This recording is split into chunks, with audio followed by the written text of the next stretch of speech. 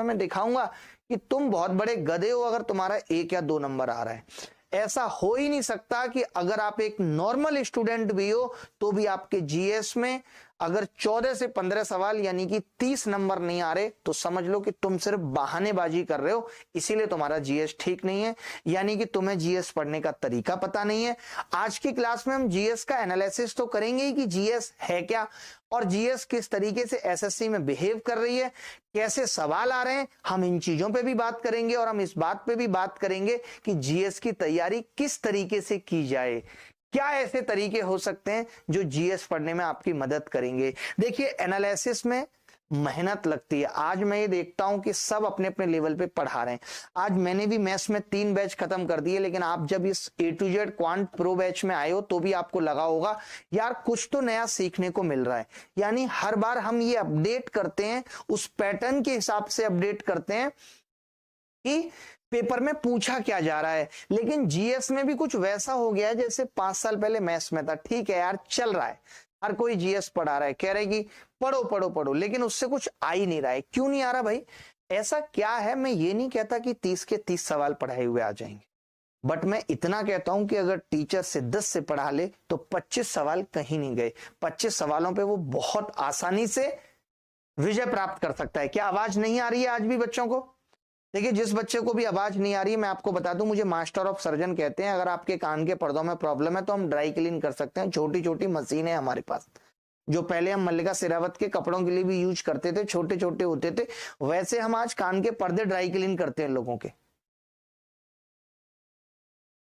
ठीक है, तो शुरू कर रहे हैं। कई बच्चे लिख रहे हैं sir A to Z quant pass 1 रुपए वाला फिर से ले आई। देखिए सारी चीजें आएंगी। अभी मैंने कहा ना मुश्किल वक्त है, पिछले 4-5 महीने से कुछ नहीं आ रहा, बहुत जल्दी सब कुछ ठीक होगा। वक्त बदलेगा, हमेशा बदलता है, सबका बदला है, हमने खुद अपना बदला है, तो ये वक्त भी बदल देंगे। अब आप इजाजत दीजिए और कमेंट में यस लिख के बताइए कि जी क्लास की शुरुआत की जाए, हमें बताया जाए कि जीएस क्या है और जीएस पे हम किस तरीके से विजय प्राप्त कर सकते हैं। भाई पीडीएफ वाले ग्रुप में भी शेयर करके बता दो, व्हाट्सएप ग्रुप में भी शेयर करके बता दो कि जीएस की इससे बेहतरीन क्लास, जीएस समझने के लिए बच्चे को इससे बेहतरीन क्लास नहीं मिल सकती। मैं गारंटी लेता हूं, मैं दावे के साथ कह सकता हूं कि जो मैं आज की क्लास में बताने वाला हूं, आप बहुत जीएस पढ़ते होगे, बहुत जीएस की क्लासेस करते होगे, बट ये चीज आपने नहीं देखी होंगी। तैयार हैं भाई? शुरू की जाए। ठीक है, तो सबसे पहली बात आती है कि जब आप एसएससी सीजीएल प्री का पेपर देने जा रहे हैं तो हमारी एनालिसिस क्या कह रही है वो मैं आपके सामने लेके आता हूं। हमारी एनालिसिस ये कह रही है, पहले तो कई बच्चे ऐसे होंगे जिनको पता ही नहीं होगा, तो मैं बता भी देता हूं कि एक एग्जाम जिसकी आप तैयारी कर रहे हो वो एसएससी सीजीएल है। ठीक है, जो कंबाइंड ग्रेजुएट लेवल होता है, जिसके अंदर income tax inspector, GST inspector, ये सब पोस्ट मिलती हैं, जिसमें आप अच्छे दहेज की कामना करते हो, जो कि गलत है दहेज लेना। इसके अंदर एक प्री होता है जो कि क्वालिफाइंग है, इसके मार्क्स काउंट नहीं होते, और जब मार्क्स काउंट नहीं होते तो हमारा फोकस होना चाहिए कि हमारे जीएस में पूरे नंबर ना आए, बट इतने आ जाएं कि हम क्वालिफाई कर पाए, किसी और बच्चे से पीछे ना रह जाएं। तो जब प्री क्वालिफाइंग होता है उसके बाद भी 25 क्वेश्चन आते हैं, और ये 25 क्वेश्चन 50 नंबर के होते हैं।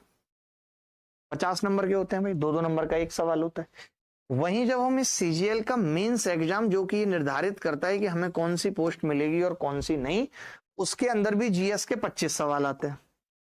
25 सवाल आते हैं भाई इसके अंदर भी, लेकिन यहाँ पे अंतर इतना है कि एक सवाल 3 नंबर का होता है, यानी 75 मार्क्स हमारी जीएस डिसाइड करती है।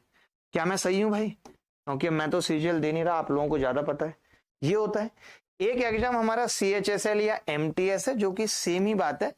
उसमें जो जीएस है वो प्री लेवल पे आ रही है, और प्री लेवल पे 25 मार्क्स की आ रही है। वो 25 क्वेश्चंस आ रहे हैं 50 मार्क्स, यानी सेम है। अगर मैं लेवल की बात करूं तो इन दोनों का लेवल ऑलमोस्ट सेम है, बट जो इसका लेवल है वो थोड़ा सा बड़ा दिखाई दे रहा है। वो आज की क्लास में आप देखेंगे भी कि क्या सच में बड़ा लेवल दिखाई दे रहा है या नहीं दे रहा है। ठीक है,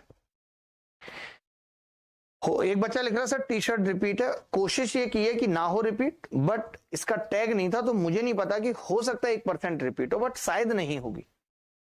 99.99% नहीं होगी, बट अभी भूल जाओ, अभी और टेंशन ज्यादा है और काम ज्यादा है, इस चीज पे फोकस नहीं करते। पता चल रहा है कि कल को मैं गमछे बांध बांध के आ रहा हूं नए नए। ठीक है, तो इसीलिए क्लास पे फोकस कर लेते हैं। पहले तो जो बच्चे बिल्कुल लल्लू हैं, जिनको कुछ नहीं आता, उनको ये पता होना चाहिए कि जब आप एसएससी सीजीएल की तैयारी में उतरते हो और ये सपना पालते हो कि मेरे 3 स्टार कंधे पे लगने चाहिए, 3 इधर और 3 इधर, यानी टोटल 6 स्टार, तो उसके लिए आपको एसएससी सीजीएल का एग्जाम क्लियर करना पड़ता है, जिसके अंदर प्री में जीएस 25 क्वेश्चन आते हैं 50 नंबर के, और मेंस में आते हैं 50 सवाल 3 के हिसाब से 75 नंबर के। ठीक है भाई, इतनी सी बात समझ आ गई। अब जो हमने एनालिसिस की उसमें हमें यह पता चला कि अगर हम एसएससी सीजीएल 2023 के प्री के क्वेश्चंस को एनालिसिस करें तो ये निकल के आया कि साइंस के 4-5 सवाल आ रहे थे, करंट अफेयर्स यानी आपका करंट में किससे अफेयर है उसके 5-7 आ रहे थे, स्टैटिक कुछ चीजें हमारे जीवन में ठहर जाती हैं, जैसे आपकी पहली जीएफ सीमा थी, ये स्टैटिक है, ये कोई बदल नहीं सकता। करंट अफेयर बदल सकता है, जैसे कि अभी आप रेखा को डेट कर रहे हैं, तो अगर मैं आपसे पूछूं आपकी जीएफ रेखा है, 3 साल बाद हो सकता है आप सरला को डेट कर रहे हो तो आपकी जीएफ सरला होगी, यानी करंट तो बदलेगा लेकिन जो चीजें स्टैटिक है वो स्टैटिक रहेंगी। ज्योग्राफी के 1-2 सवाल आ रहे हैं। ज्योग्राफी यानी कि ये जो आपका अफेयर चल रहा है, जितने एरिया में चल रहा है, जितनी भौगोलिक सीमाओं के अंदर चल रहा है कि आप अपने घर से उसके घर तक, उसके घर से उसके कॉलेज तक जा रहे हैं चॉकलेट वगैरह लेकर के, वो ज्योग्राफी हो गई भैया। और इकोनॉमिक्स की तुम्हारे पिताजी ने तुम्हें 150 रुपए दिए हैं, तुम्हें उस पर कितने खर्च करने, कितने नहीं करने, कितने तुम बचा पाओगे, कितने अगले महीने के लिए रख पाओगे, कितने अपने फटे हुए कच्चे लेने के लिए रख पाओगे, ये हमें इकोनॉमिक्स के 2-4 सवाल आ रहे हैं। बात रही हिस्ट्री और आर्ट और कल्चर की, हिस्ट्री कितनी क्रिएट कर सकते हो कि तुम्हारा उसका साथ रहा और तुमने सीजीएल क्रैक कर दिया, ये इतिहास तुम बना सकते हो या नहीं बना सकते हो। आर्ट और कल्चर तुम्हें पता ही है कि घर वाले कहेंगे जब तुम शादी के लिए कहोगे कि ये हमारे कल्चर में नहीं है, ये हम स्वीकार नहीं करेंगे, ये कल्चर हो गई। उसके बाद पॉलिटी यानी कि फिर इसमें दोस्त आएंगे तुम्हारा दोस्त उसको ले जाने की कोशिश करेगा, इसमें जब राजनीति घुस जाएगी तो एक पॉलिटी है जिसके 2-3 सवाल पूछे जा रहे हैं। इस तरीके से टोटल 25 सवाल आ गए। अब इस 25 सवाल में क्या है, 3 से 5 सवाल तो एकदम लल्लू आ रहे हैं, मैं आपको दिखाऊंगा। मैंने सिर्फ लल्लू उन सवालों को कहा है कि मुझे जीएस नहीं आती, जिन सवालों का उत्तर मैं 1 लाइन या 1 सेकंड में बिना कुछ सोचे समझे कर सकता हूं, वो लल्लू सवाल है। या देखो बिना मतलब की बात, टी शर्ट पे तो सबसे ज्यादा कमेंट आते हैं, सबसे ज्यादा कमेंट। एक लड़का सर लिंक दे दो मैं भी ले लूंगा ये टी शर्ट। बेटा आपकी सीजीएल की ऑलमोस्ट 1.5 महीने की सैलरी लगेगी, बताओ लेना पसंद करोगे? क्यों करोगे, क्यों लेनी है, पागल हो? चलो भाई, अब बनने वाले सवाल कितने, ये तो बिल्कुल लल्लू हो गए कि आंख बंद करके उत्तर लगाया जा सकता है। एक होते हैं बनने वाले सवाल कितने थे, 15 से 18, यानी हम यहां पे भी ये देख पा रहे हैं कि ऑलमोस्ट 18 से 23 सवाल हम पेपर में कर सकते थे अगर हमने थोड़ी सी जीएस भी पढ़ी है। लेकिन 3 से 5 मुश्किल सवाल आते हैं। पीएचडी वाले सवाल 2 से 4 ऐसे भी आ रहे हैं कि आप पीएचडी भी कर लोगे तो भी आपसे हो पाएंगे नहीं हो पाएंगे ये पता नहीं, ये और मुश्किल है। यानी अब मैं ये दिखाना चाहता हूं कि एक तो लल्लू सवाल कैसे होते हैं, क्योंकि कई बच्चों को तो ये यकीन ही नहीं है, उनको लगता है कि जीएस में नंबर आ ही नहीं सकते। ऐसा नहीं है, वरना आप कभी तैयारी शुरू ही नहीं कर पाओगे, आपको जीएस पढ़ने में इंटरेस्ट ही नहीं आएगा। क्योंकि लोगों ने क्या करा है पता है, आपको पागल कर दिया, जीएस में कुछ फंसता नहीं है, जीएस में कुछ फंसता नहीं है, जीएस में कुछ फंसता नहीं है। अरे भाई पूरा नहीं फंसता, बट इतना फंसता है। जब तुम उसे फंसा सकते हो झूठी और बड़ी बड़ी बातें करके, तो क्या हम जीएस में 18 से 22 सवाल नहीं फंसा सकते? क्या ये इतनी बड़ी चीज हो गई कि इंसान फंस सकता है, सवाल नहीं फंस सकते? बताओ आप मुझे।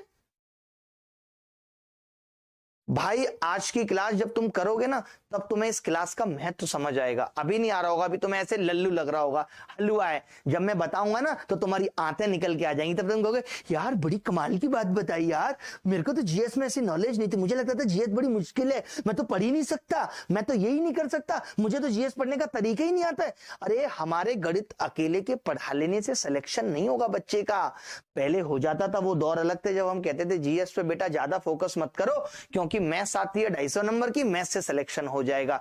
बट अब भी अगर मैं ऐसा कहूं कि मैथ्स सब कुछ है तो मैं आपके साथ धोखा कर रहा हूं। मुझे इस बात का ध्यान रखना पड़ेगा, जिन बच्चों को मैं गणित पढ़ा रहा हूं उनका सिलेक्शन तब होगा जब उनके पास जीएस पढ़ने का सही तरीका होगा। जब मैंने ये वीडियो बनाने का डिसाइड किया था पलाश बाबू, उस वक्त मैंने बहुत सारे वीडियो सर्च किए थे पहले यूट्यूब पे कि क्या ऐसे वीडियो हैं तो मैं क्यों ही बनाऊं, बट मुझे ऐसे वीडियो मिले नहीं, तब मैं इस वीडियो को बनाने पे विवश हुआ।